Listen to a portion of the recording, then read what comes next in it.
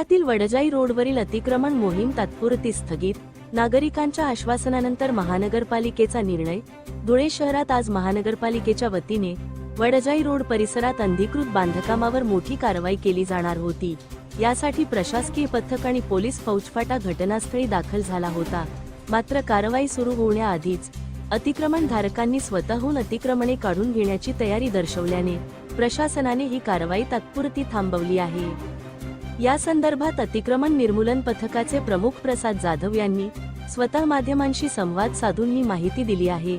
यावेळी Chalisgaon road police ठाण्याचे police निरीक्षक सुरेश कुमार घुसर यांच्या नेतृत्वात मोठ्या प्रमाणात पोलीस फौज फाटा देखील तैनात करण्यात आला होता। धुळे महानगरपालिकेच्या अतिक्रमण निर्मूलन पथकाने आज वडजाई रोड परिसरातील सर्वे नंबर 391 मधील उर्वरित अतिक्रमणे काढण्यासाठी धडक कारवाईचे नियोजन केले होते। या कारवाईसाठी मोठा पोलीस बंदोबस्तही तैनात करण्यात आला होता।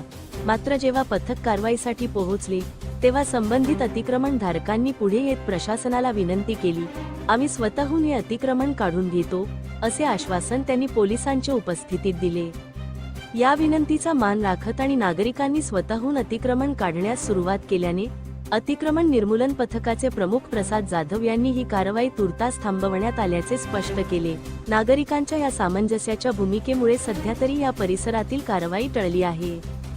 धुळे क्राईम न्यूज साठी अब्दुल रहमान मलिक, धुळे।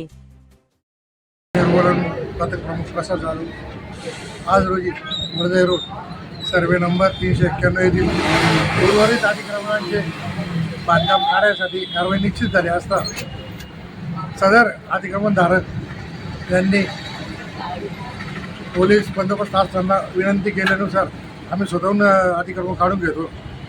त्यानुसार कारवाई काढून घेतल्या असल्याने सदर कारवाई थांबवण्यात आली।